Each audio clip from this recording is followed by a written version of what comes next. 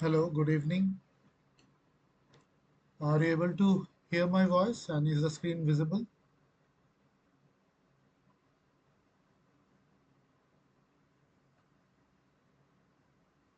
Hello, am I audible? Yes, sir. Okay. Okay. I think people have forgotten about the class today. Not many people have joined. So anyway, we will carry on with the class. But I hope you have received a mail from the NPTEL team regarding the class today. Not my mail, from the NPTEL team. Did you get any mail yesterday or today? No, sir, we haven't. You have not got any mail? Okay.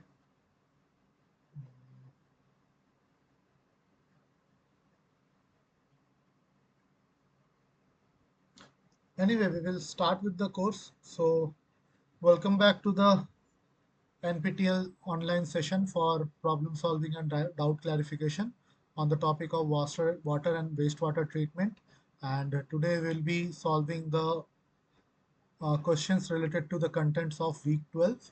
And as you all know, the course instructor is Dr. Bhanu Prakash, and I am one of the teaching assistant. My name is Akash Saha, and I am a PMRF scholar at the Department of Civil Engineering from IIT Madras, where I am pursuing my PhD in environmental engineering. So let us see the contents of week 12. So in this week we dealt with the residual management. Okay, what are the different types, sources and properties of the residuals, and what is the management system and how to compute the solids. Then we saw one by one each of the processes, like sludge thickening, which includes the gravity thickening, belt thickening, dissolved air flotation and their design criteria. And then the stabilization of sludge, which includes aerobic and anaerobic methods or autothermal aerobic digestion, followed by composting and lime methods. And in the end, we talked about conditioning, dewatering, and the disposal of sludge, drying included. Okay, so this was all related to sludge management. That is the last part of our this course. Okay, we have seen wastewater treatment, we have seen water treatment. So at various points, we will recover various types of solids, be it primary solids, secondary solids. Okay,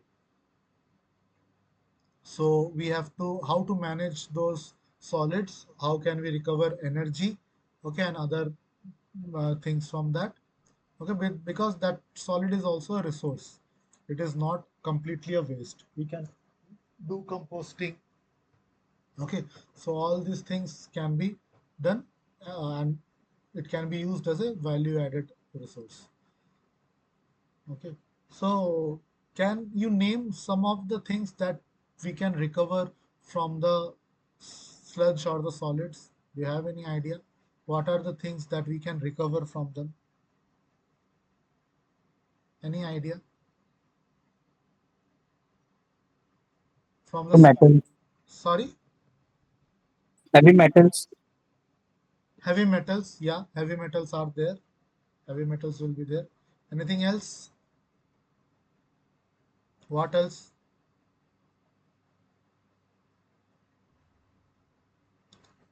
What is the nature of this sludge or solid? Like majorly, what is the type? Is it organic or inorganic? What do you think? still it's not organic. So it can be, if it is coming from a primary sedimentation tank, largely it will be inorganic in nature. Whereas if it is coming from a secondary sedimentation tank, it will be organic in nature. So if it is organic in nature, what else can do you think can be recovered if it is organic in nature? It can be utilized as fertilizer. Yes, it can be used as a fertilizer or compost. That is true. Lot of uh, if nutrient removal is not done properly, then lot of nutrients will be present. Okay, and organics are there. So compost is there. What else? You are missing the major thing. Something that can be used to run the plant,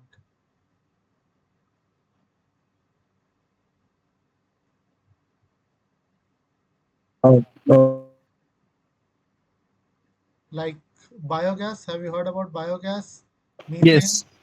Methane. So different forms of energy. Okay, mostly in the form of methane. Okay, lot of organic matter. If you anaerobically digest it, you will get a lot of methane.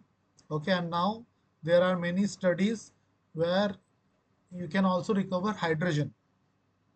Okay, you can also recover hydrogen. So since we are, just a second, I think people are asking for the link. Just a minute.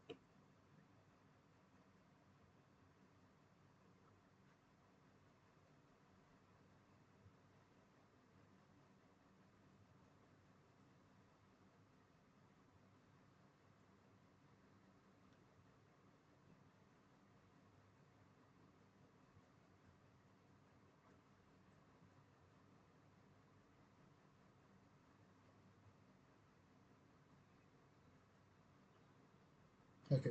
So as I was saying, so we, since people are more interested in hydrogen energy nowadays, so even hydrogen can be recovered.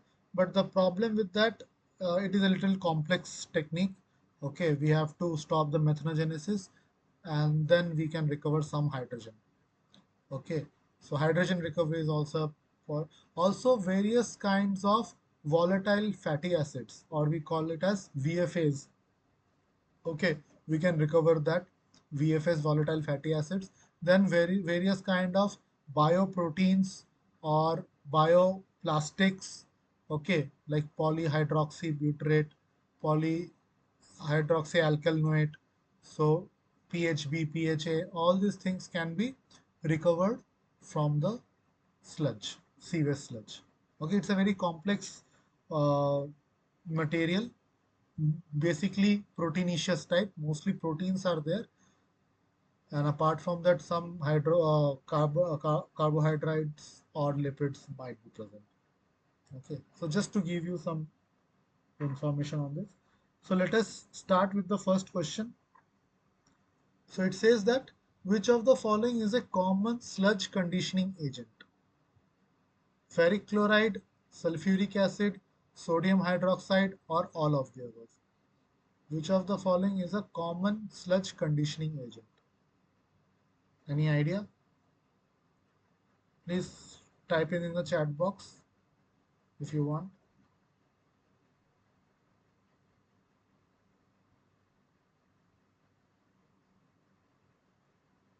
Have the lectures for week 12 shared with you?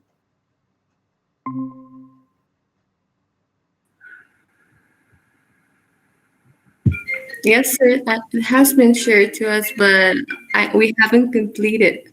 Okay, you have not completed. Anyway, we will just go through it. So, so the correct answer is here ferric chloride. Okay, so what do you mean by conditioning?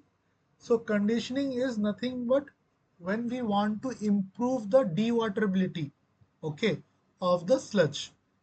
We want to consolidate the sludge. It's just a minute. Yeah.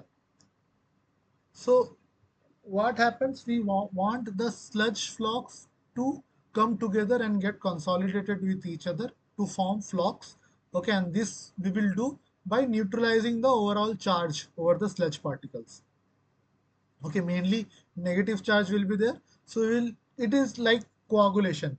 Okay, we will add some coagulant for the flock formation to happen. Okay, and if it consolidates with each other, then what will happen, the dewaterability will increase, we will be able to remove more water from it. Okay, so that's why sludge conditioning is important, and ferric chloride is one of the most common sludge conditioning agent. Okay, so in a sewage sludge, what is the percentage of solids that we generally get? Any idea? Out of 100, 10%. sorry, 10%. 10%.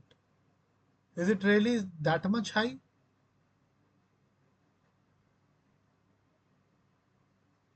Okay, just look into it. Okay, how much sludge or organics will be there in a sewage sludge? Okay, we will solve some problems. We will get to know. So 3 to 4%, I think. Yeah, it will be very less. Okay, not even 3 to 4. Okay, so next problem. It says that consider the following data from a primary settling tank. The flow rate is 0.05 meter cube per second.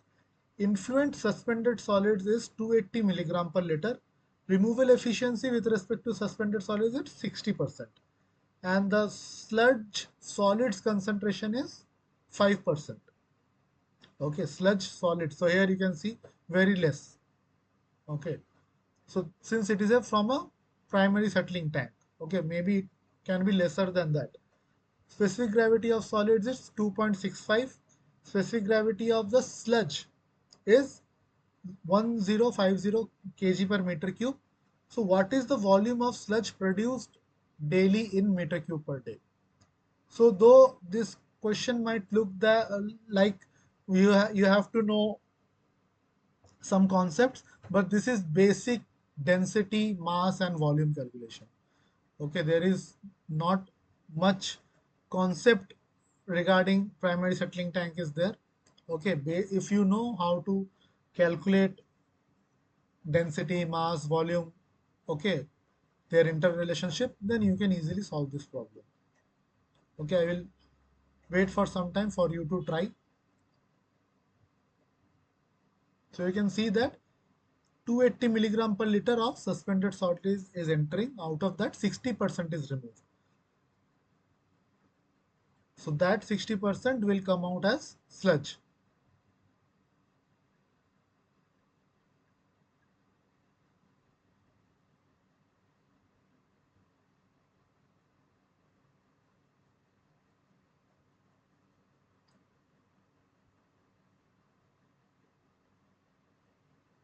Any idea how to approach this problem? Anyone would like to tell me? Even if we are not solving, how can we do this?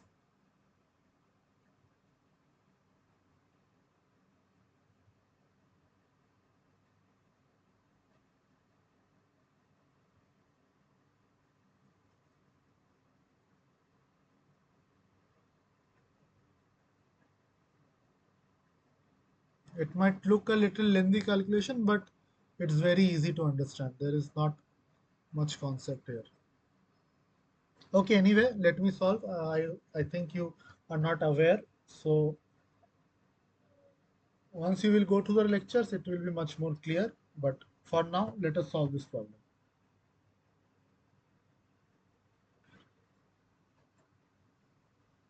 So the discharge Q is given as 0.05 meter cube per second.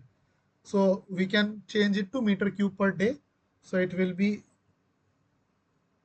meter cube per day. Okay, I'm not showing how the calculation, but in meter cube per day, it will be this much. Now, influent solids. Okay, influent suspended solid is 280 milligram per liter. Okay, so everything in meter cube we will change. So it will be like 280 gram per meter cube. Okay, just changing into meter cube, gram per meter cube. So how much suspended solids we will get per day? So that will be the Q flow rate into the concentration, flow rate into concentration. So we'll get that much of gram per day. So it will be 21209,600 gram per day, or we can say 1209.6 kg per day. So this much solids are entering the primary sedimentation tank. So let's say this is the primary sedimentation tank.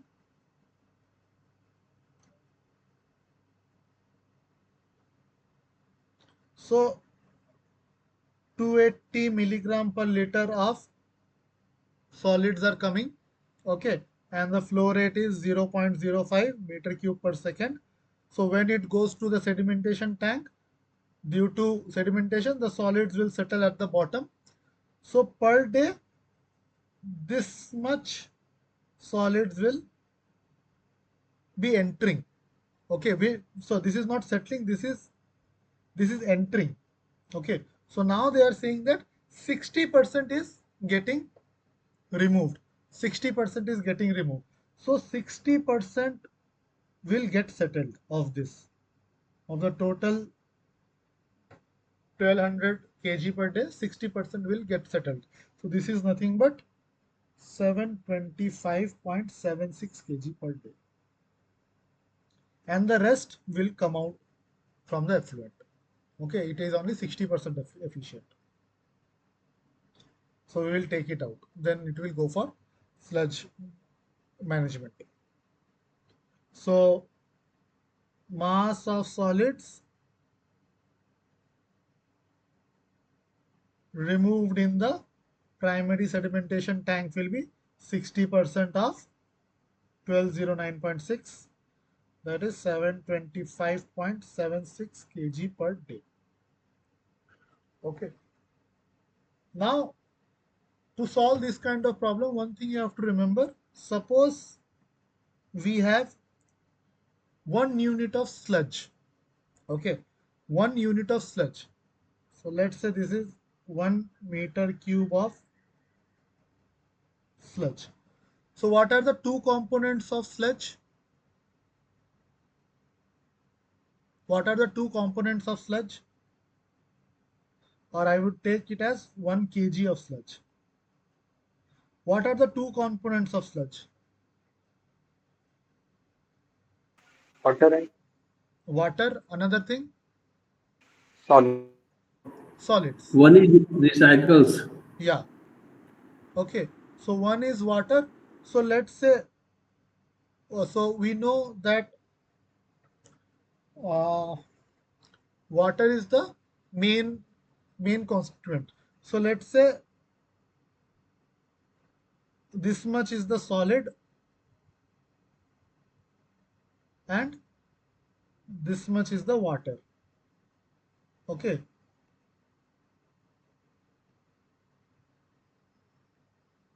So for 1 kg of sludge, we have water and we have solid. So in the question, it is given that the solid percentage is 5%. So that means the water percentage will be 100 minus 5, that is 95%. Okay. Now one thing, the density of solid and water will be different. I hope that is clear. So let's say the density is rho s and here the density is rho w. Okay. So now they are saying that we have only 5% solids. So if we know that we have only 5% solid, so can we calculate the mass of solids? Is it possible?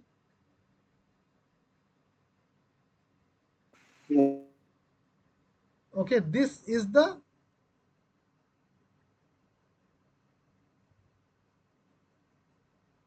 mass of solids. Okay, sorry. So I was saying, so if we know the percentage of solids, can we find out the mass of sludge? Not the So solid, mass of the. 5% of the 72.76. No, no, no, no. No, that is not the thing. I was saying that this is the mass of solids. Okay, so this much of solid is there. Okay, I am saying what would be the mass of the total sludge. if this corresponds to 5% of solids, what is the mass of the sludge?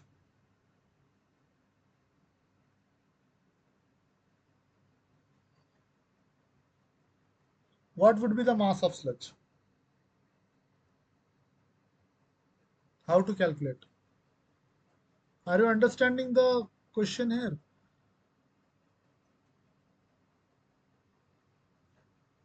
Any doubt? If you have it, So 95% water will be included in for the mass of the sludge. yes, yes. So that's what I'm saying. So out of the 1 kg of sludge, okay, 5% is solids. That solid mass is this much. So what will be the total mass of the sludge? So that would be 100 100 by by 5. 5 into 725.6. I just want you to understand this calculation, okay, how it is coming. So that will be 14515.2 kg sludge per day. So these conversions you should know how we are doing these conversions. Okay, so once we know the mass, okay, so what will be the volume of sludge now? Mass by density. Mass by density. So this is mass divided by density. How much is my density? Density given in the question was 1050 kg per meter cube. So volume would be 13.824 meter cube per day. So this is how you have to solve this problem. Okay, even if you don't know any concept of primary settling tank or whatever, simple mass, volume and density calculation you can solve. Okay, so always remember you have to carefully read the problem. What is given? Is it the mass of solid is given or mass of sludge is given? Okay, based on that you have to approach. So if we have like 1 kg of sludge, only a minute percentage will be a solid. So if we say this is 100 kg of sludge, generally it will be 95 kg water and only 5 kg of solids. Okay, it can be less or more based on it. Right, now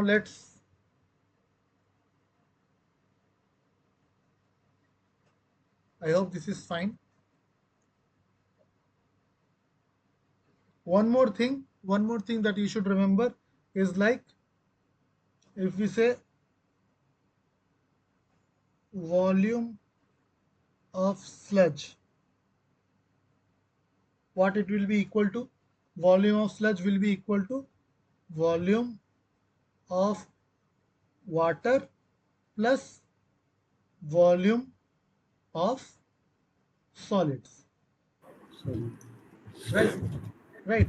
So what we can write, volume of sludge means the total weight. Okay, total weight divided by the total density. We can write density will be equal to, now for volume of water, water weight by water density plus solid weight by solid density. So this is another equation that we can use for some of the calculation. Okay, so this we have to keep it in mind. Let's go to the next problem. So this is the answer. Okay, consider an aeration tank of the activated sludge process. Solids content by weight. Okay, you should be careful. Is it by weight or by volume? So here it is given solids content by weight is 5%, same as the previous problem. Specific gravity is 2.6, density of water is 1000, The sludge is put in a sludge thickener from the aeration tank to reduce its volume. The density of sludge removed from the aeration tank is. So you have to find out what is the density of sludge. How to do it? Please try.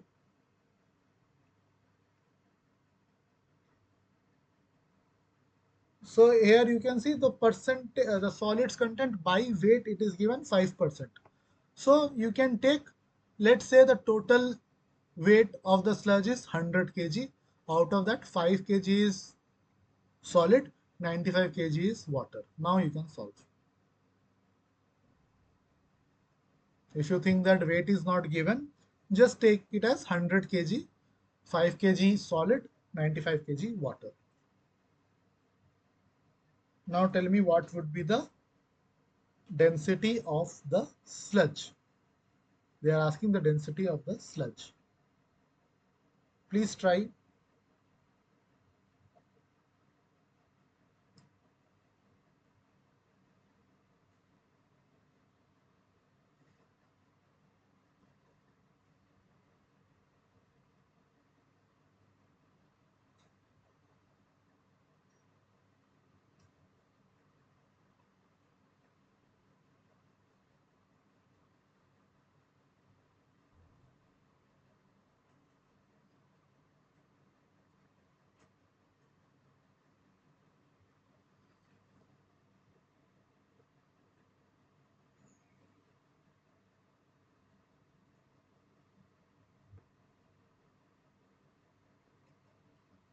Are you aware how to solve this problem? Anyone who knows the approach? Just now I have solved one problem and given you the one or more equation.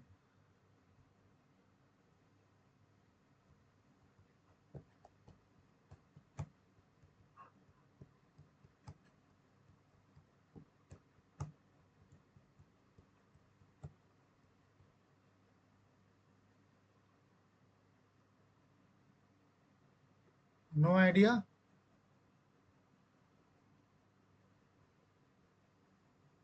Are you getting confused because of this sludge thickener, aeration tank, all these things?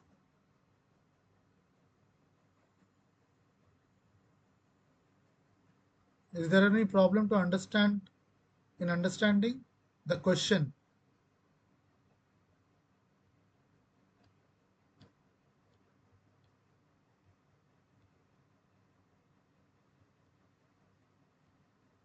I hope you have taken a screenshot. Okay, let me give you. Is this formula applicable here? Can we apply this formula and get the answer? The formula is right in front of you. Can we apply it here and get the answer? Yeah, because we have the weight of the solid, so we have to find the density of the solid. And we also have given the No, density of the water. no, density of solid and weight of solid is already given. You have to find the density of sludge, not the solid. Oh, You have to find out the density of sludge. So what is sludge? Sludge is this total weight, total density. This represents the sludge. Okay. So I said that weight is not given. So assume it to be 100. So what is total weight? Total weight is 100. Okay. Now total density, that we have to find out because we don't know the sludge density. So this we have to find out. Let it be x. So this will be equal to water weight. What is water weight? I told you 5% is solids. So 5 kg will be solids. So rest 95 will be water. Okay, 95. What is the water density given? It is given as 1000. Water density is given as 1000. Plus, what is the solid weight? 5 kg because 5%. So 5. Now, what is the solid density? You have been given the specific gravity. So specific gravity is 2.6. Then what would be the density? Is specific gravity is, 2600. yeah. So 2.6 into 10 to the power 3. So 2600. So just put 2600. So now from here you can calculate x. That is 1031.74 kg per meter. This is the simplest problem. Okay. Now I hope you are able to understand. Is it clear? So even if the mass or the weight is not given, if it is given by weight or percentage by weight, okay, like that, that means you can take 100 kg, the total weight is 100 kg, see how what is the solid percent, rest will be the water percent, because only two components are there, right? So that's how you have to do. I think if you have done civil engineering, then in soil also we apply the same concept, but it is much more complex, because in soil we have what we have. What are the three components of soil? Can someone tell me? Do you have any idea? So, yeah, Air, what, moisture, yes, and the and the solid soil particles. itself. Yeah. Yeah. So there also we have solids, we have water, and we have air.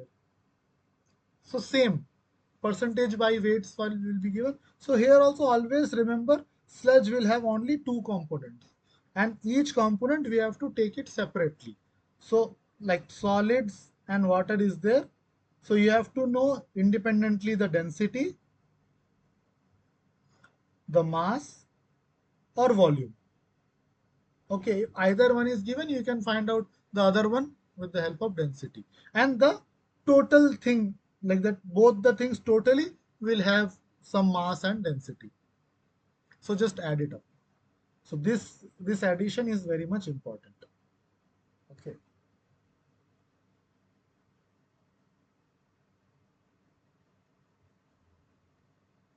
So like we can say volume total volume total is equal to volume of water plus volume of solids, right?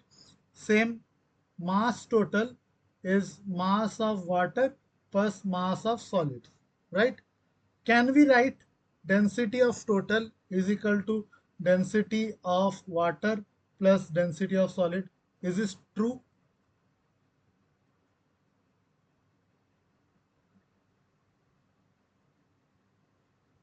Will it be true? No, Sorry, not. why? Any idea why it is not true?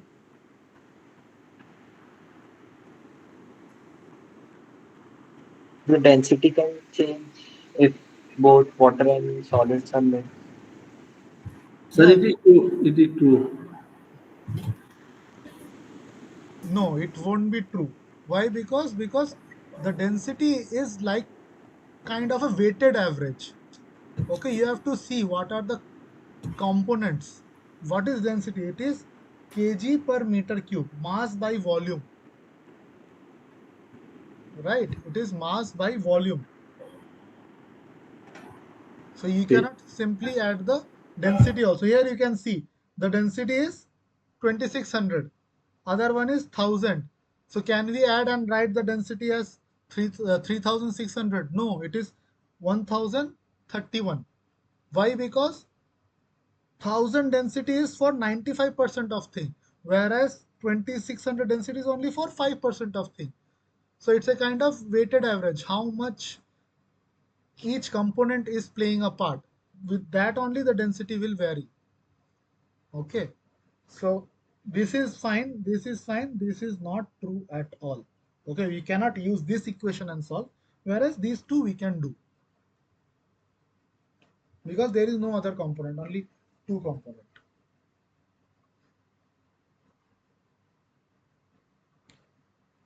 Okay, now let's move forward. Okay, so this is how you have to solve this.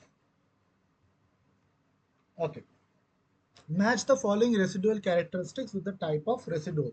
So we have secondary sludge, primary sludge, mechanically dewatered sludge. Sir, just I am asking, solid is total dry solid, no?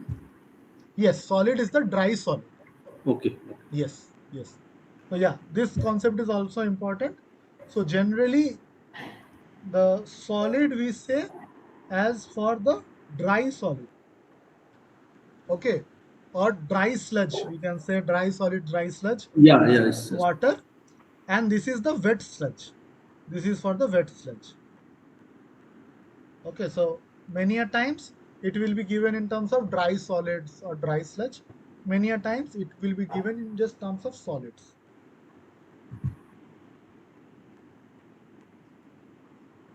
Okay, so here please try to match the following. Even if you have not read the contents of week 12, you should be able to tell the answer for this, because we have seen 11 weeks of other lectures.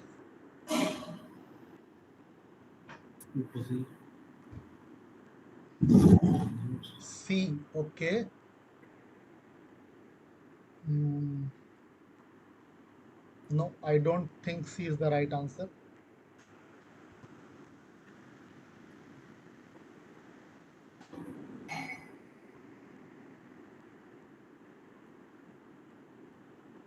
So where the secondary sludge is coming from? Activated sludge. Yes. Activated sludge. A is the right answer.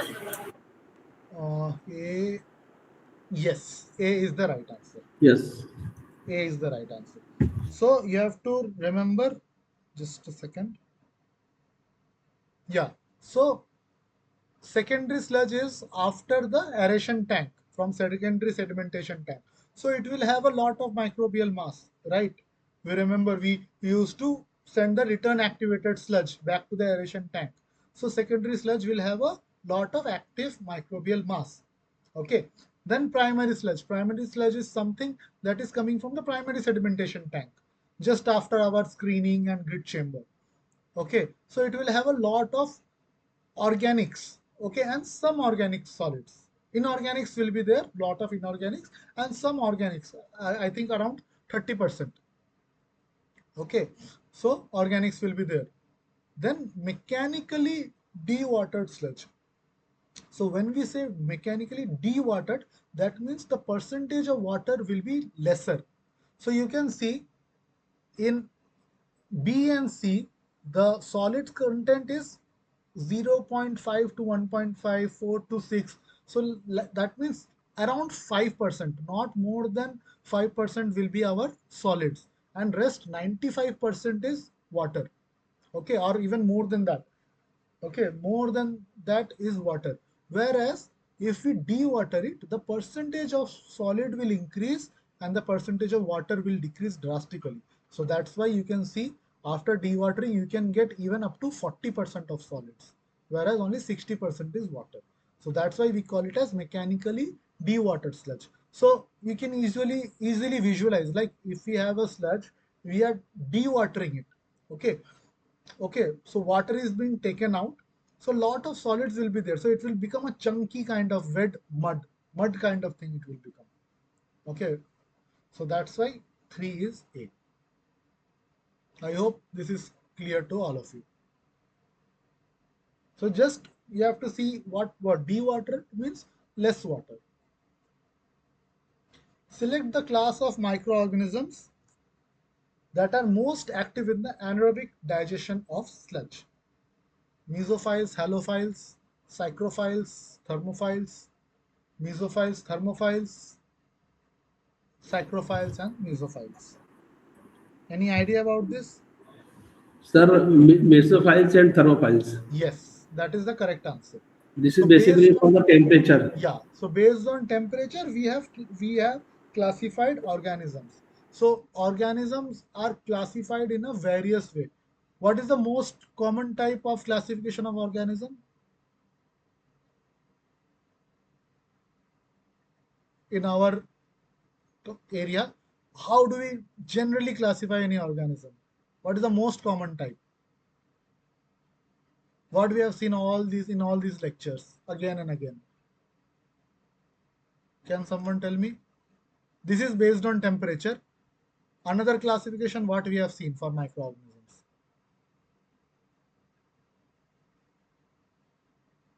You might have read, right? All these lectures.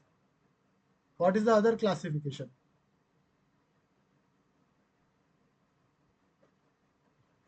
No idea? Plus, sir, repeat it. What is the question? I am saying, see here, these are microorganisms classified as per temperature in which they are mostly active. Okay, so we call them as some files, either mesophiles, halophiles, psychrophiles, thermophiles. Okay, this is classification based on temperature. I am saying what other classification is there for the microorganisms? Well, something Is which we it have. based on Well, basically, oxygen, sir, yeah, here, aerobic, or anaerobic? Yes, aerobic, anaerobic, facultative. This is one classification. What other classification can we have? Any other classification? actual, sir, here bacteria Yes, work on the temperature. that is also another thing. So bacteria, algae, protozoa, fungi. Okay, microorganisms can be classified on that also. Any Yeah, other classification? basically, you are producing methane gas. Yeah, Ah, in a, that is different. No, I yeah. am not talking about in context of this question. I am talking in general because because microorganisms are classified in a various different way. So whatever, Autotrophs and heterotrophs? yes, another good classification: autotrophs and heterotrophs, based on how they take up or release energy. Okay, from where. Then we have chemoautotrophs, chemoheterotrophs, photoautotrophs, photoheterotrophs, based on the source of light. Okay, so once you learn about microbiology, these things are very useful because based on the process you are learning, you have to know what classification of microorganisms are there. Even based on the tolerance level of the salt. Okay, another classification is there. Okay, how much salt they can, salinity they can tolerate. Okay, so coming back to this question, the correct answer is here mesophiles and thermophiles. So mesophiles are someone which can which are active in 30 to 40 degrees Celsius, thermophiles 50 to 60 degrees Celsius. Okay, and this range is only helping them to actively break down the organic matter with the help of some enzymes. Okay, because when we do anaerobic digestion, our main aim is to produce methane gas. Okay, so the final stage of digestion has a process called as methanogenesis. So there methanogens, the organisms which produce methane, okay, will be active, and these are very sensitive bacteria. Okay, little pH or temperature here and there, they will become inactive. So that's why we have to be very careful about the temperature. So another classification, methanogens, acidogens. So based on what they produce, okay, we have classified the organisms. We will talk more about this. So this is another classification. Next, which of the following statements correctly describe aerobic and anaerobic digestion process? In anaerobic digestion, if the supernatant is high in strength and is recirculated to ASP process, it can interfere with activated sludge process. Operational costs tend to be higher for anaerobic process compared to aerobic process. Aerobic digestion can be challenging to operate and initial costs are typically high. The primary aim of digestion is to diminish pathogens and decrease volatile suspended solids. So which of the statements are correct?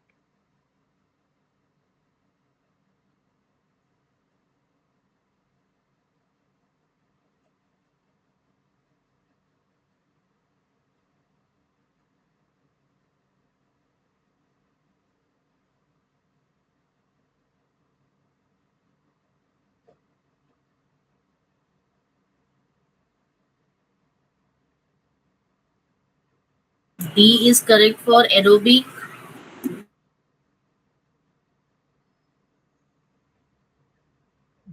D. D or B? D. D. Yeah. D is correct because the primary aim of digestion is to decrease the volatile suspended solids as well as to do to remove the pathogens. Okay, because in the process many pathogens will be inactivated. D is correct. What other option can be correct here?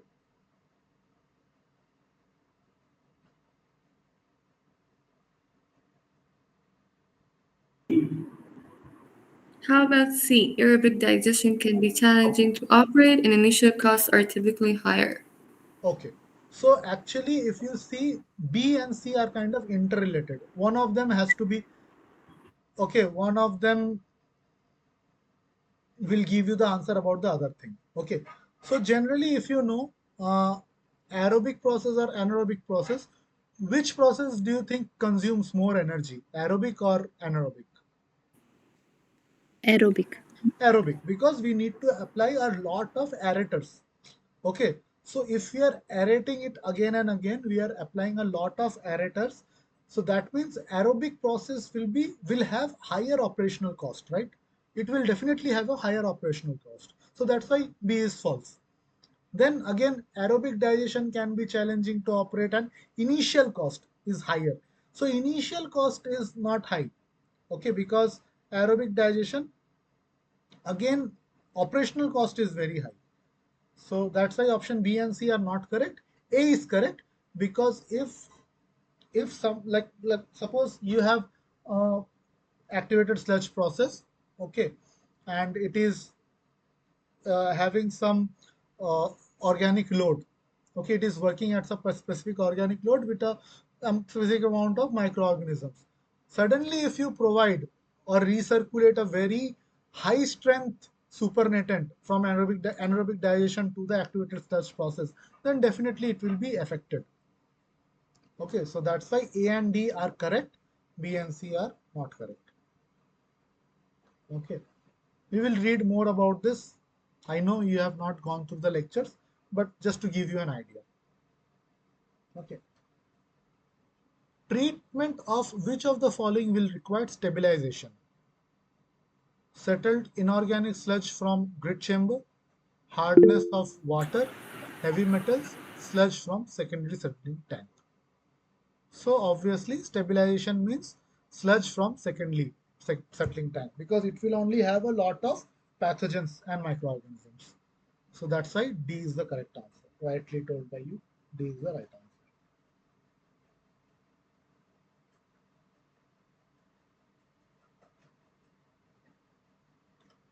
Which of the following statements are not correct for a digester which is producing methane? The digester is provided for stabilization of sludge. Aerobic digestion is taking place in the digester. Carbon dioxide is also being produced along with methane.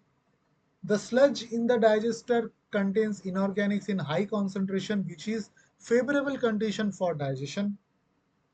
Anaerobic digestion is taking place in the digester. Which of them is not correct?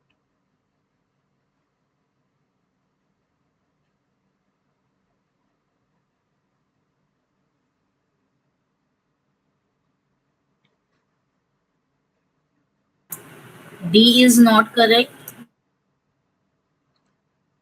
Uh, no, that is not the right. So here you have to see that this digester is producing methane.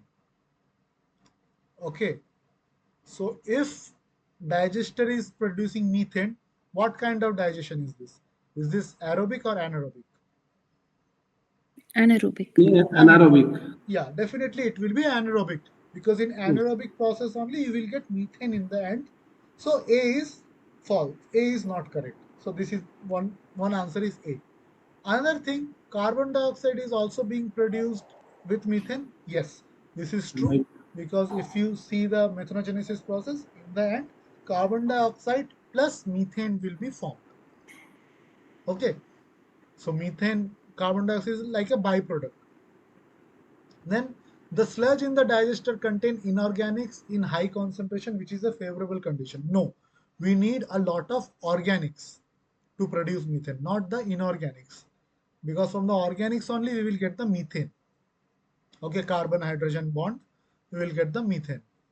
So that's why option A and C are not correct. So that will be the answer, A and C. Next, match the missing variables in the flow sheet given below. So you have to find out what are A, B, C, and D. So this is a typical flow chart of digestion, anaerobic digestion.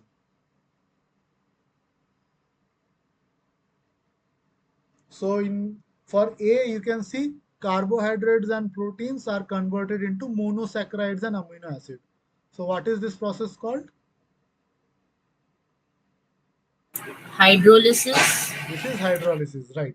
Then monosaccharides and amino acids are changed into propionate, butyrate, valerate, or propionic acid, butyric acid, valeric acid. So what is this process? So we are getting some kind of acid. Okay. So this So is acidogenesis. acidogenesis. Then these acids are converted to C, which is through acetogenesis. So that means C will be my acetic acid. Okay, C will be my acetic acid. And then acetic acid is converted to methane plus carbon dioxide. So this is by methanogenesis. So option D is correct. You have answered this correctly. Option D is correct. Next, consider the following statements related to anaerobic digestion of sludge. Alkalinity of sludge plays a favorable role in the anaerobic digestion of sludge. For methanogenesis, the optimum pH range required is 6.8 to 7.2. Are the two statements related to each other? And choose the correct option.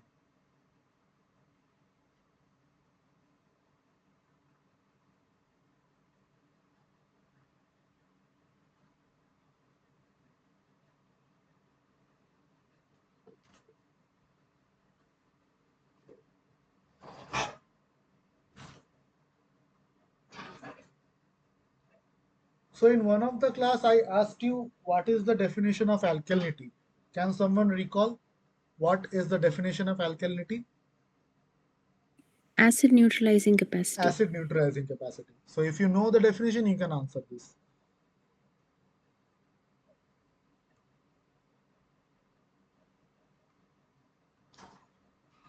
So now tell me what would be the answer.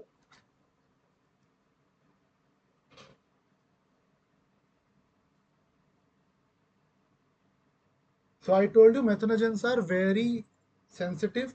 They need a particular pH range to work on. Okay. So if the pH is changing drastically, they will not work. Okay, they will become inactivated.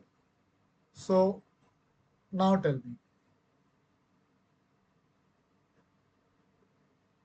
Okay, first of all, are these two statements related? Do you think these are related? Yes, It might be related because alkalinity is like a buffer.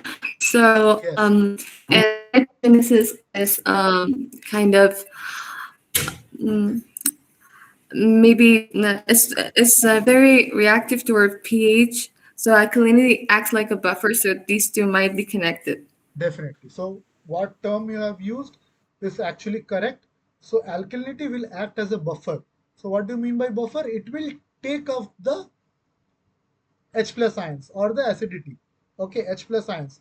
So what will happen if more and more H plus ions are getting produced in the system? That means the pH will start to go down. And if this pH will go down below a certain range, below the optimum pH of methanogens, then no digestion will happen. The methanogenesis will not happen.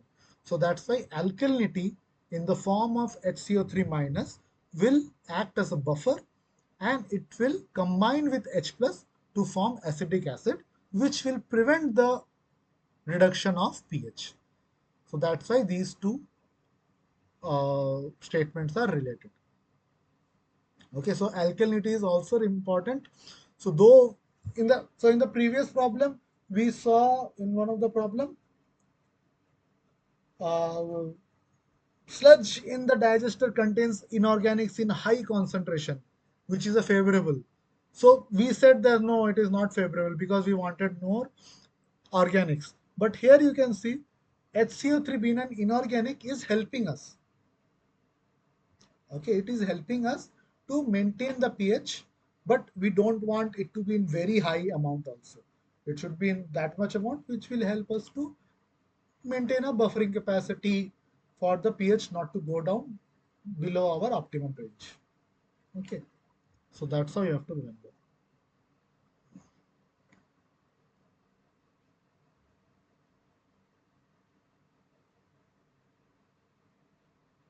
So let me tell you one more interesting thing. So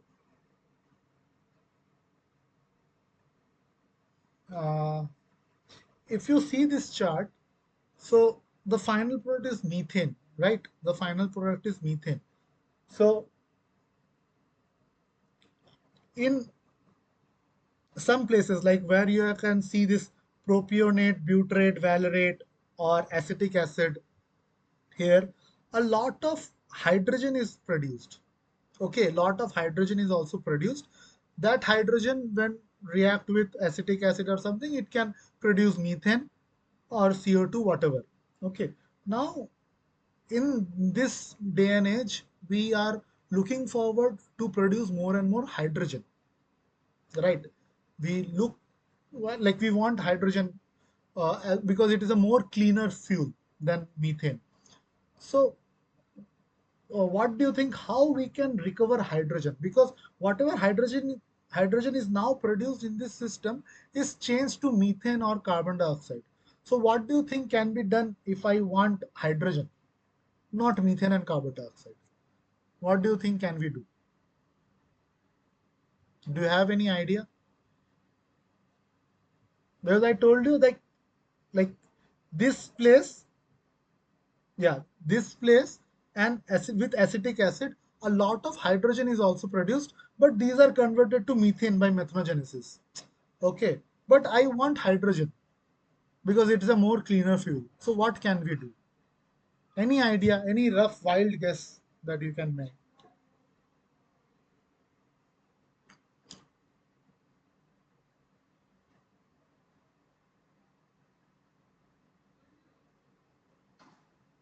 Any guess? You can take a guess. What do you think? Like I told you, at C and at B we will get a lot of hydrogen, but by D everything is changing to methane. So what can we do to get only hydrogen?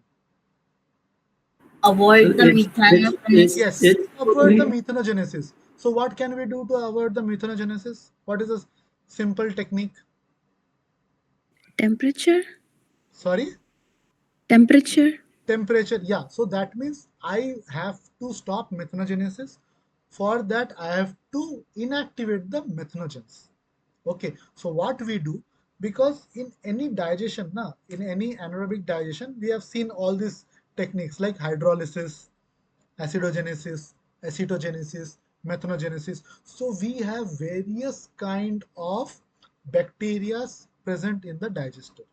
Okay, they can be hydro hydrolytic bacteria, acidogenic bacteria, acetogenic bacteria, methanogenic bacteria. There are a lot of bacterial culture that we have in the digester. It is maintained. But among them, methanogens are the most sensitive. Okay, most sensitive. So with the help of pH, okay, by removing the alkalinity, then by giving some heat treatment, by adding chemicals, we can inhibit these methanogens.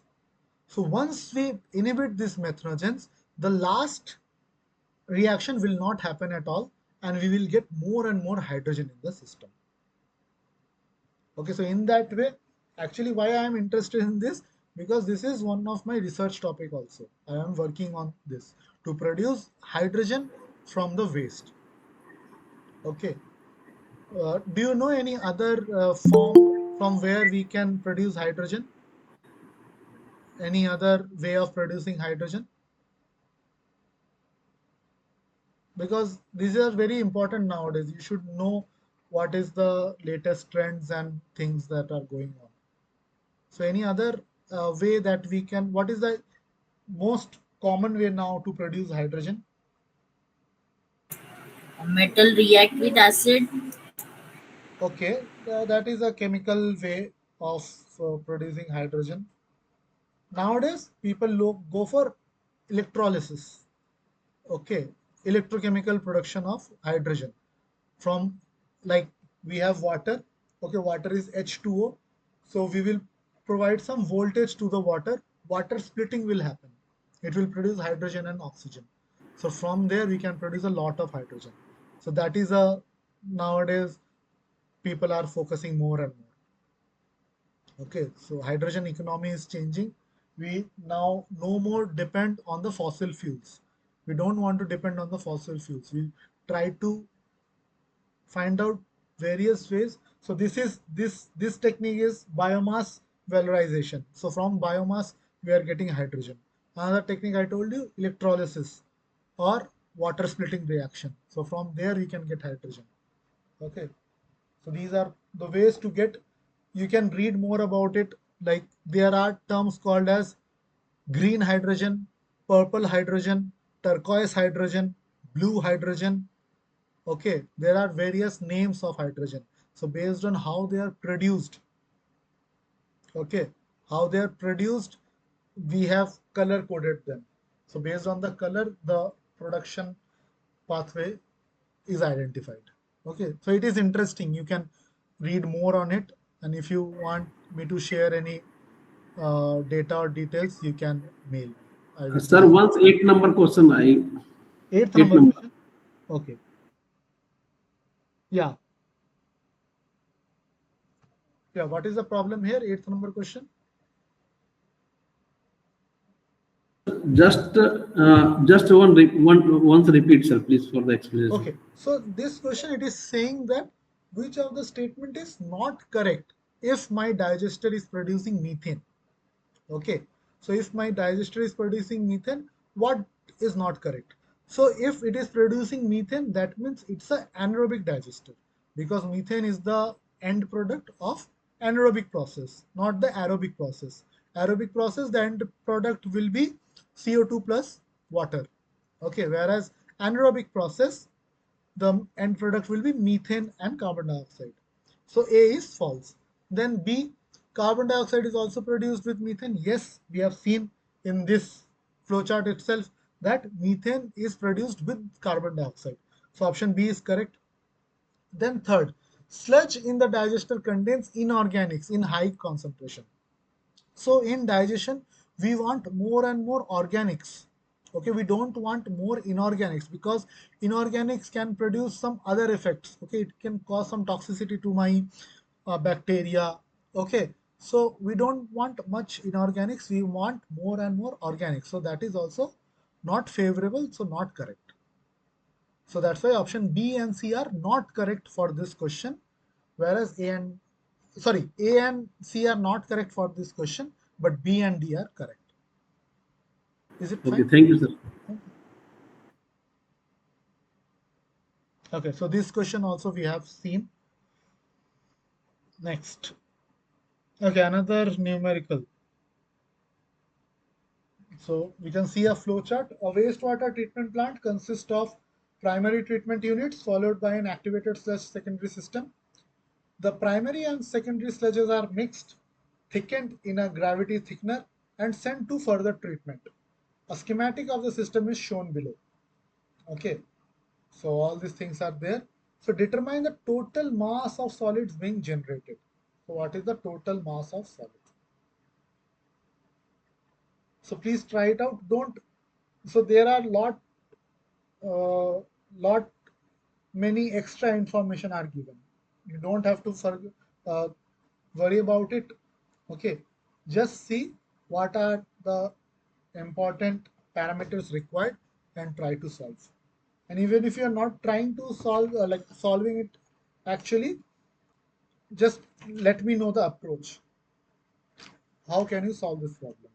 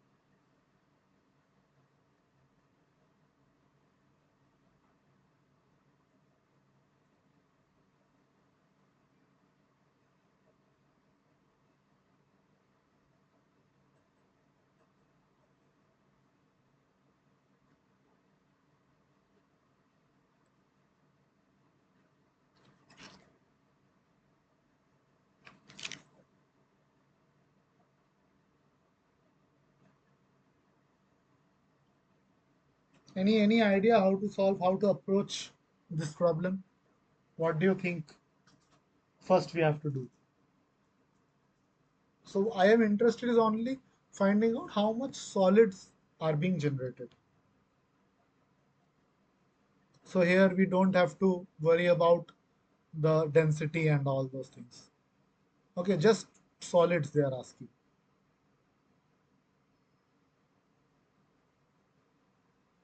Sir, we calculate the recycling sludge basically from secondary clarifier to primary. But recycling sludge, why it is important required? So final effluent along with the effluent.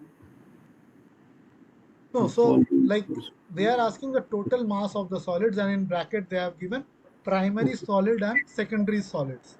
okay, Okay. okay, sir. Okay. Yeah, yeah. So we have two components here, primary solids and secondary solids. So how can we calculate the primary solids? You have to think. So what is so how much is the primary solids getting removed? Can someone tell me? Like how can we calculate the? Please try. It is very simple. 58% of the total from the total flow. Yeah. So 58% of what? In the cubic meter per day is the total flow. Yeah. So total flow. What is the total flow? Total flow Total. is 1900, 19,000. Uh, Okay. 19,000 is the total flow. yeah. So that is the flow, right? But 58% of what will be removed?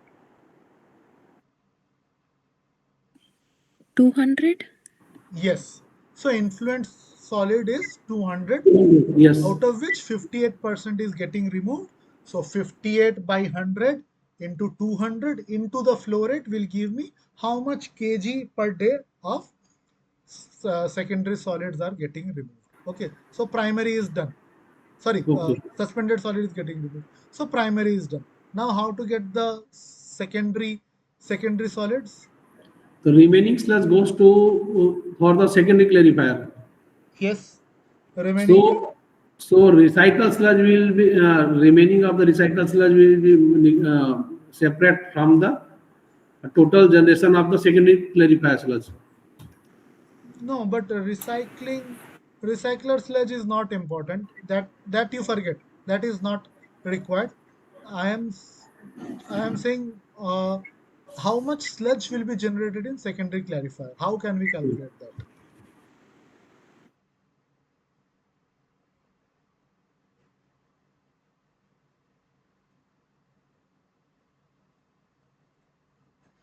That should be 42%. 42%. No.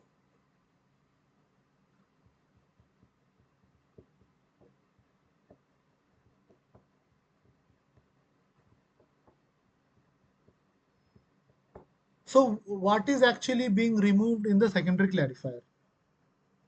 What component is getting removed?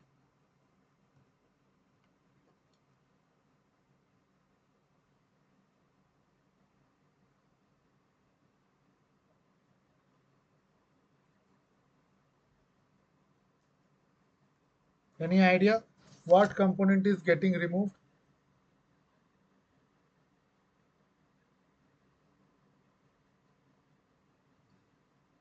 BOD. So isn't it yeah, beauty.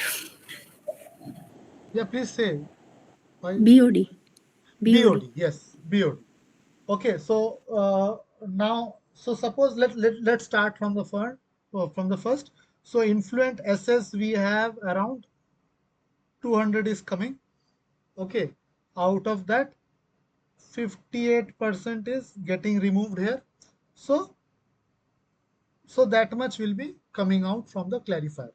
Now, how much BOD is coming? BOD is 225, right? 225 is coming. What is the BOD removal by primary clarifier? That is 32%. That is 32%, right? By primary clarifier is 32%. Okay, so if 32% is getting removed, okay, so what will be coming out from here? Can you tell me how much it will be coming out and how much will be going with the sludge? 68% of BOD. Okay, so 68%. So what is 32% of 225? It is around, I think,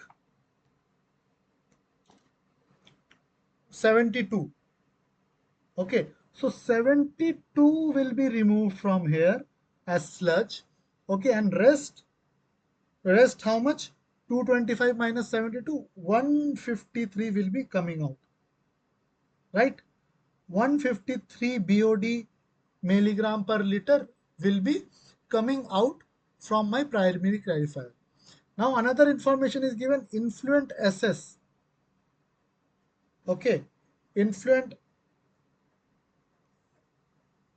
Effluent SS. okay, actually this should be effluent BOD. This is not effluent SS, this should be effluent BOD. Okay, just a small correction. This is effluent BOD, right? So if this is effluent BOD means this 20 is going out from here. Okay, so 153 was coming, out of which 20 is going out.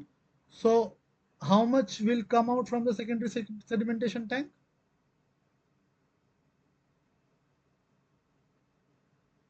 How much will come out? 133. 133, right? 133. But this is BOD, right? So that full 133 will not be converted into sludge. Okay, so there is something called biomass conversion factor is given, that is 35. So 133 into 0.35, that much will be coming out as BOD from here as sludge, So 133 into 0.35. Okay, so let me do it again so that you will have a clear picture.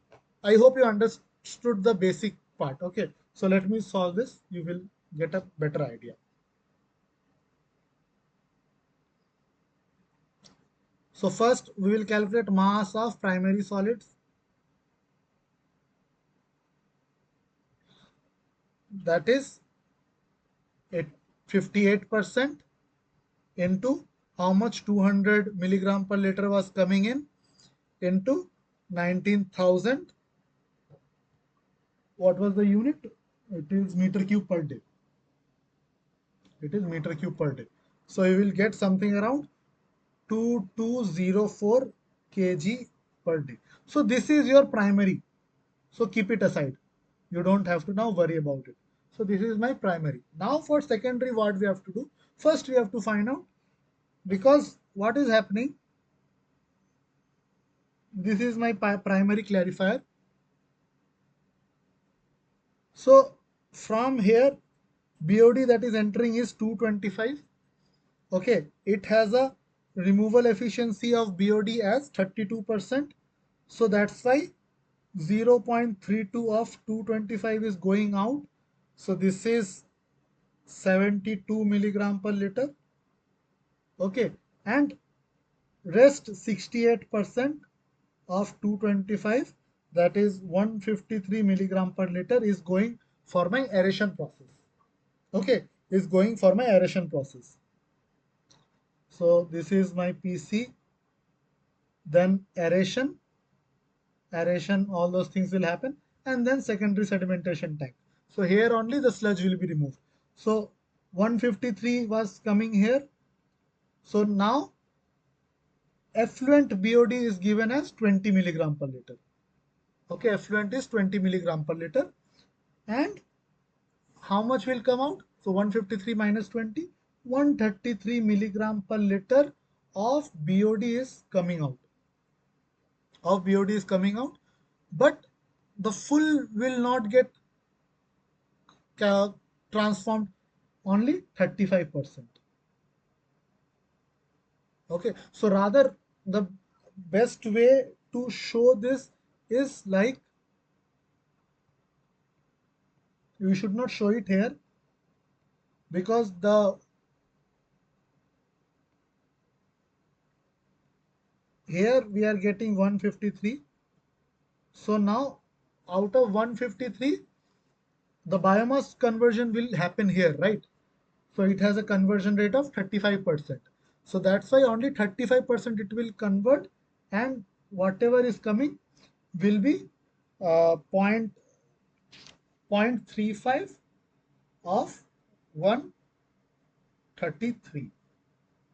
Of 133 will be going out, 20 milligram per liter of BOD will be going out as effluent. Okay, so what will happen? So mass of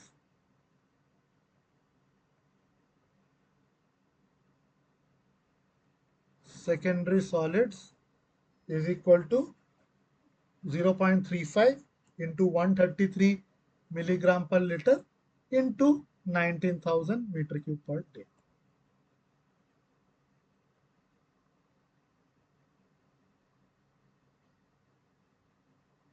Okay, so that is 884 kg per day. So total solids, so this is secondary, so primary plus secondary will be equal to 2204 plus 884.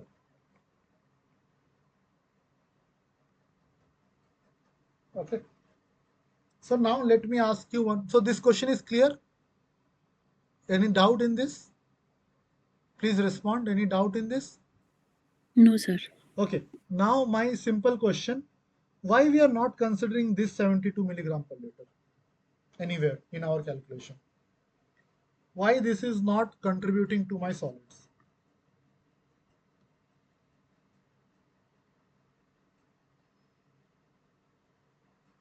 See, here also the BOD was coming out, we used. Okay, but why not here? What about this 72 milligram per liter, which was getting removed in the primary clarifier? Can someone tell me? This is also BOD, right? 72 milligram per liter of BOD. Why this is not considered in the solid calculation? If you have understood the concept, you will know.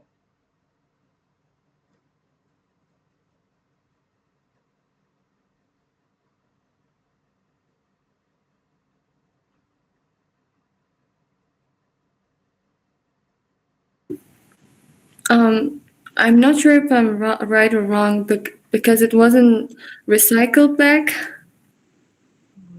No, no, it is not recycled back. From primary clarifier directly it is going to the thickener, you can see. It is not recycled back. Okay, so BOD, so solid is like suspended solid, you can visualize. Is BOD also suspended, or is it mostly dissolved or colloidal?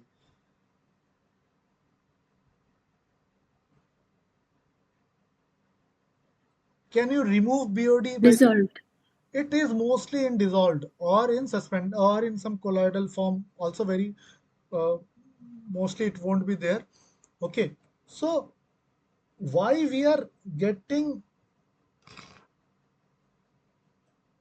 this as solid? Because this is the why we are multiplying with 35% is out of the 133 BOD, only 35% is getting converted into solids, right? Because of the action of the, because we have a aeration tank, so only 35% is only getting converted to a solid BOD, which we can take out from the secondary sedimentation tank.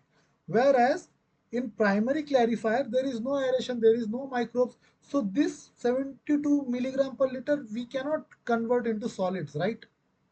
This is in still in, let's say, dissolved form or in some form which we are not concerned about. Okay. So this is not getting converted into biomass or any solids, or even if it is getting, it is in some of solid form, it is already counted here in this 55% of primary. Okay, so that is why, since this is BOD, we have not made it to act upon by any microorganisms to convert into solids. We have not considered this. We have considered only this, which is which is converted by the biomass. Okay, are you able to get my point?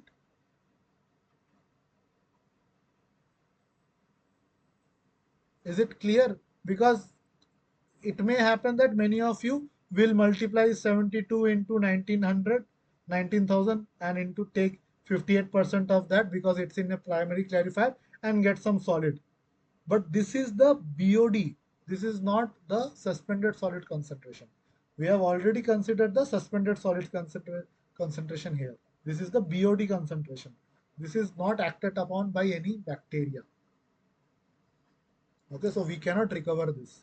Whereas this 153, when it is going through the aeration tank, 35% is this leftover is getting converted into biomass. So that's why we took it as secondary sludge. But from the primary clarifier, also sludge is removed and it is Yeah, sent to so the thickener, right? so see, primary clarified, the main actually what happened is uh, the primary clarifier, whatever solids are there, they are mostly in inorganic form.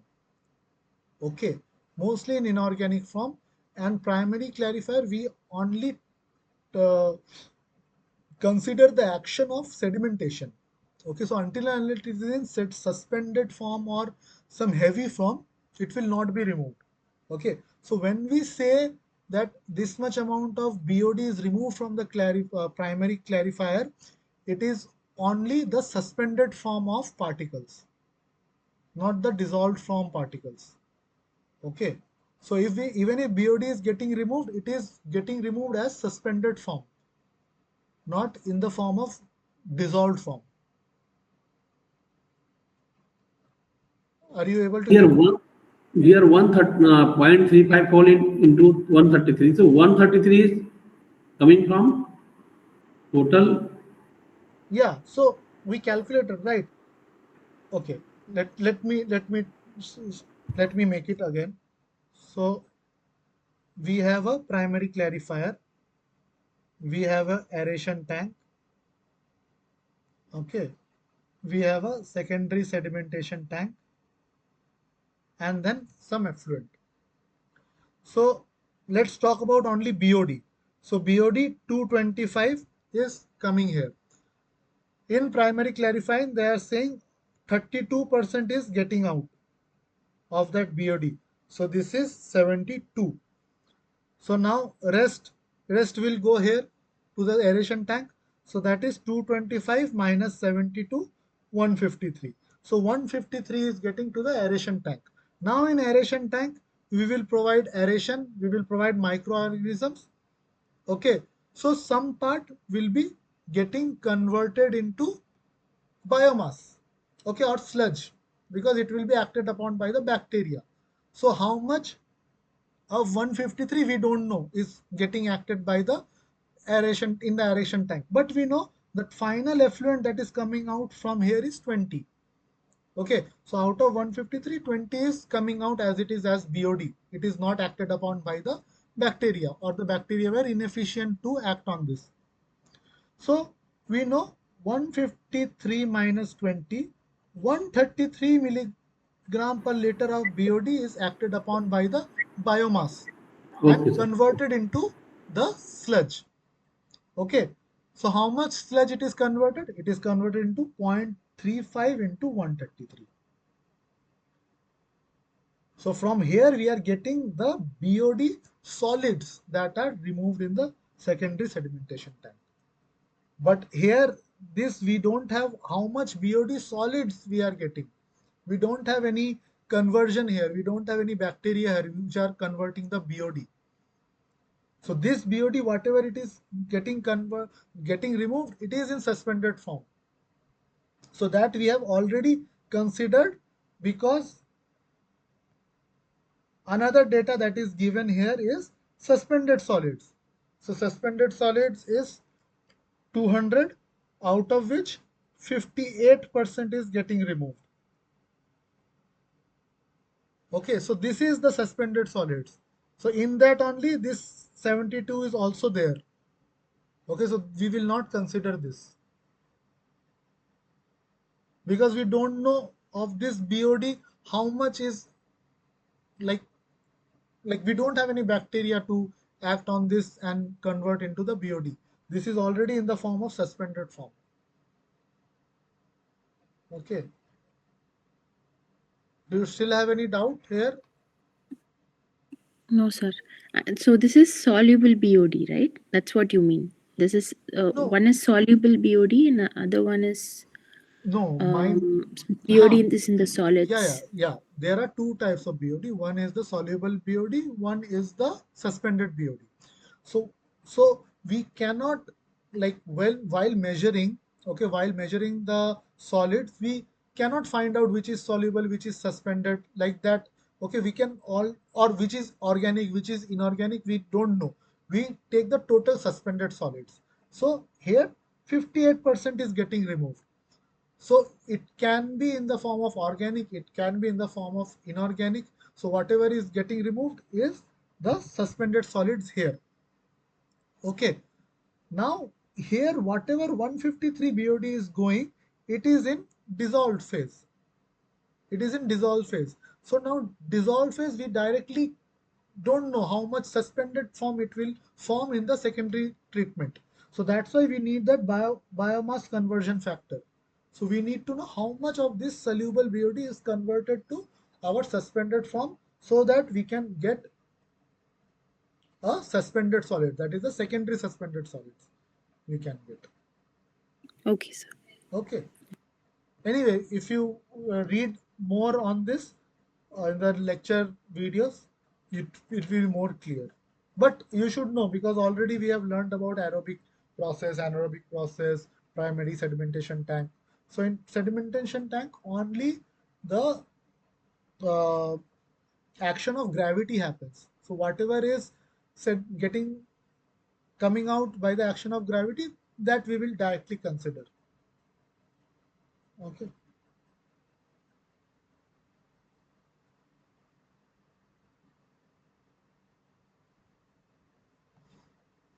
I think we have not solved much problem today, but it's already, like, we have used so much of time. Okay, we will solve this problem also.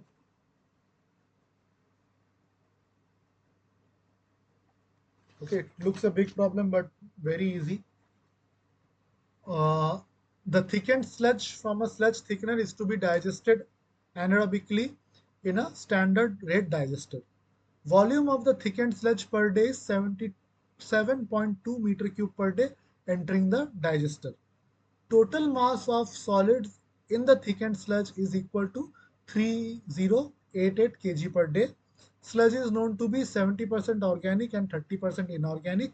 Approximately 60% of the organic fraction is converted into liquids and gaseous end products after 30 days period.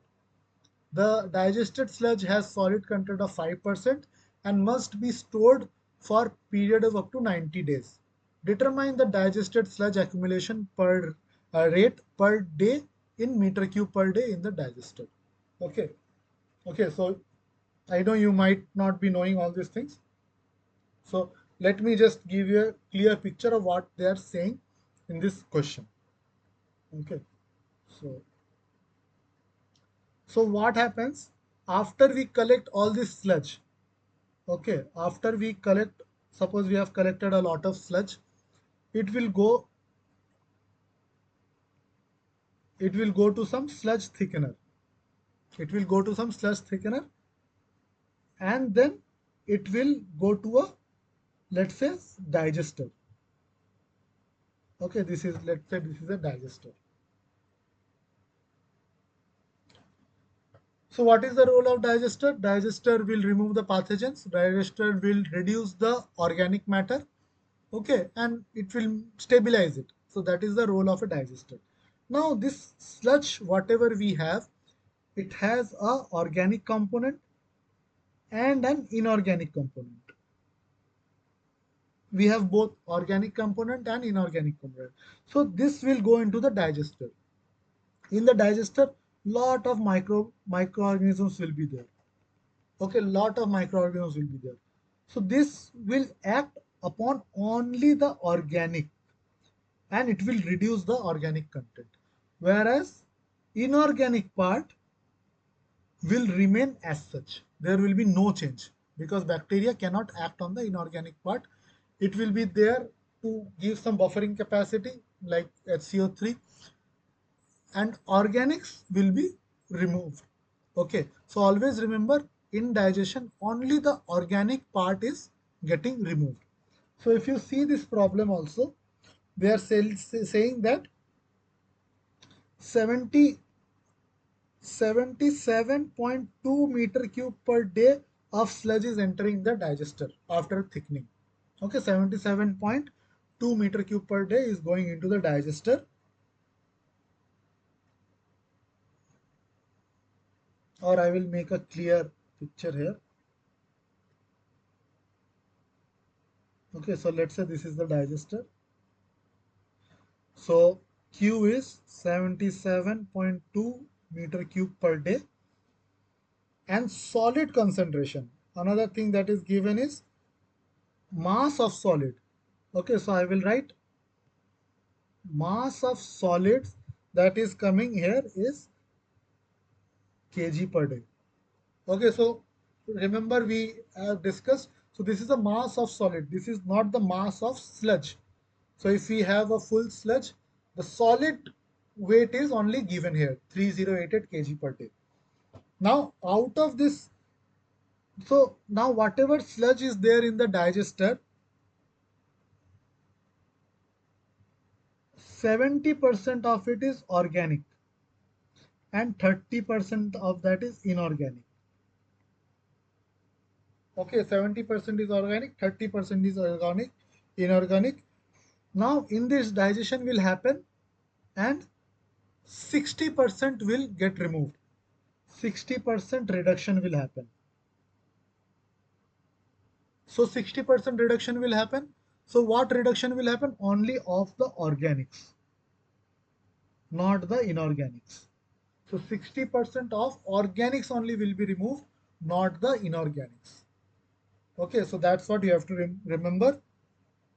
And whatever digested sludge from this we are getting, so for that the mass of, or I would say the percentage of solids in the digested sludge is 5%. So you have to find out what is the volume of digested sludge.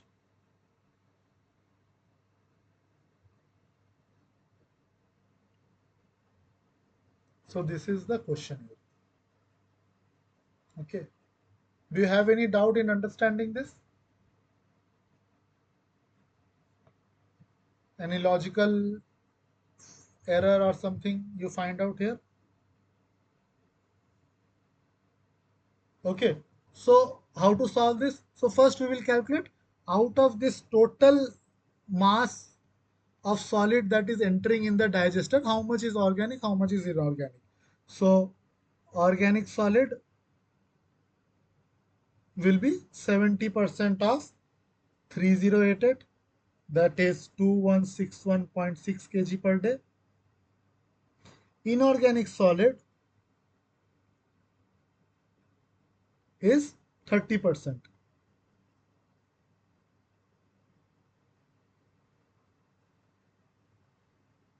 Okay, so now after digestion, so this is before digestion.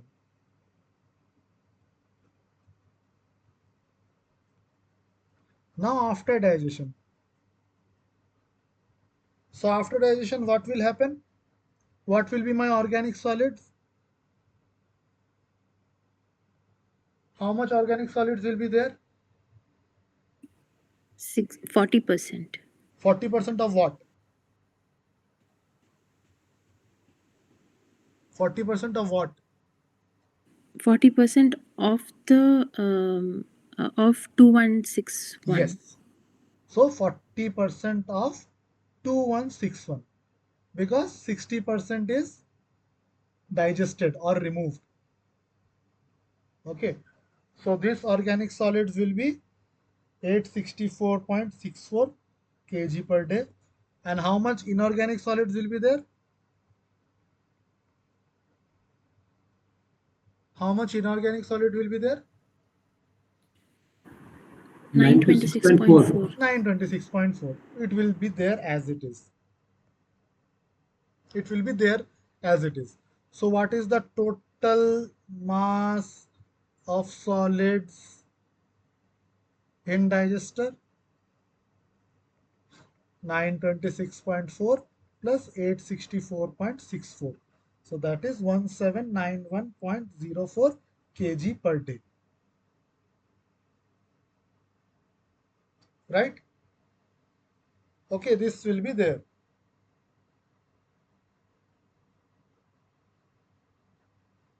Now, the next part is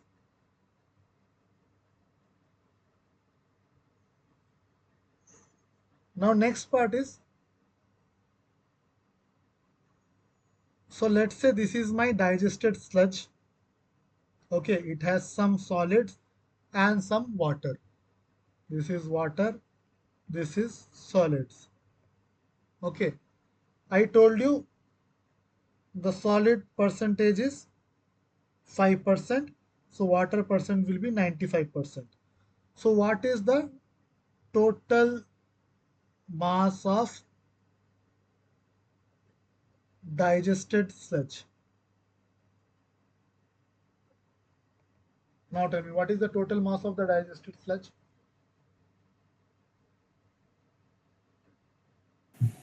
We've found it like 1791.04 kilograms per day. Again, be careful with the terms. This is total mass of solids. I am asking Sorry. total mass of digested sludge. So what will be the total mass of digested sludge? So the sludge has 5% solids and 95% water. Sir, 100 by 95% 5. of the 1791.04. 100 by 5. Yes. 95%. 100 by 5 into 1791.04. 04. Okay, that will be the total mass. So they are asking what is the total volume. So that will be divided by the density. Okay, density I think is not given in the problem, but anyway, density.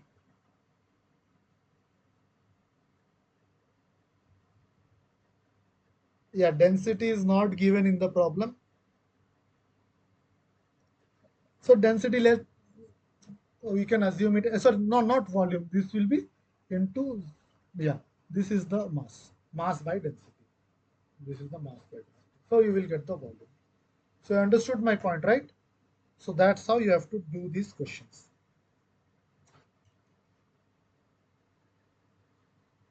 Okay. So I think it's enough for today. We still have more problems, but I don't want to put more like pressure. So you just take a screenshot of this problem. Okay, we will have the final session again on next Tuesday. That would be our last class. Okay, that will be an extra class. Okay, so whatever questions are remaining in this session, we will solve those things and try to solve this problem. Okay, take a screenshot of this problem and try to solve this problem, and we will discuss this elaboratively on the last class, plus whatever topics you have already suggested me to take up in the last class, we will also discuss that. Okay, please take a screenshot of this problem. We will, so here also the data of primary settling tank is given, flow rate is given, influent suspended solid is given, removal efficiency with respect to solid is given, sludge solids concentration is 6%, specific gravity of solid, specific gravity of sludge, everything is given. You have to find out the volume of sludge. So very easy, nothing much here.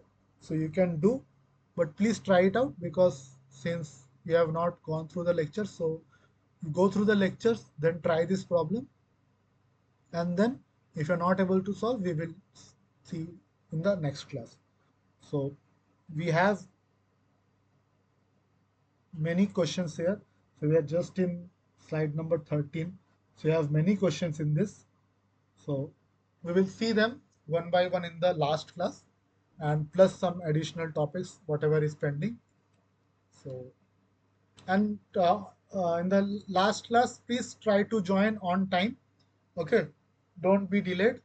Today I know there was a change of time, so many of you could not join in on time. So 14th will be the last class. Please don't miss it, and try to attend the class on time.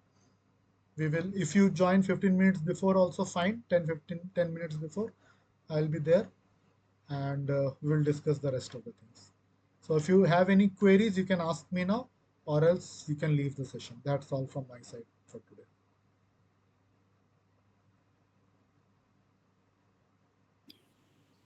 Thank you, sir. Okay, thank you. Have a great. Thank you, sir. Okay, thank you, sir. Sir, your research topics is in biomethanization. Yeah, I have one of my topic in not methanization. I was looking into hydrogen production. Okay, okay. Actually, I had worked around 7 to 8 years in distillery, basically. Okay, okay. So I have actually I have practical experience in the aerobic, anaerobic, and physicochemical. Oh, nice, sir. So 12 years of the in the water now. Presently, I am working in the steel plant. So these topics are not in my purview in my area in my plant, basically. Okay. So actually, I have asked you. I am the student in the VNIT for the Ha, PhD. yeah, yeah, So actually, I am trying. Basically, sir, here a lot of the calculation. So this, particularly this aerobic anaerobic, I have no issue. But some yeah, phosphorus, sulfur, some yeah, I am collecting some. Then I will discuss you. Okay, sir. yeah, If yeah. have you your personal number, then I will call you or WhatsApp. So some problem. Okay. Basically, actually, my problem is this paper has lot of the mathematically. Yeah, So yes. my theoretical side is the good, but in the mathematical side, I have calculate. So lot of problem for the formula is remaining in the mind. Yeah, yeah. Sir, you can mail me anything if you have any Okay, doubt in any okay, problem. sir. Okay, sir. I went to some questions and answer for the preparing the examination. Yeah, yeah, I will mail you. I will mail you. yeah, yeah. Please mail me. I will look into it and answer. No problem. Okay, sir. Thank you. Thank you. Yeah, Okay, have a good thank day. you.